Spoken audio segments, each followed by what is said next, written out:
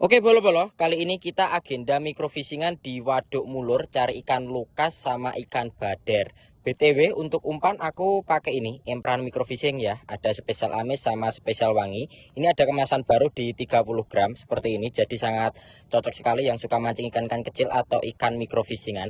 Dengan harga yang sangat murah nih seperti ini cuma 4 ribuan saja. Udah dijamin auto gacor plung gentewel ya, cari ikan-ikan lukas atau ikan-ikan bader. Nih seperti ini, ada spesial amis sama spesial wangi.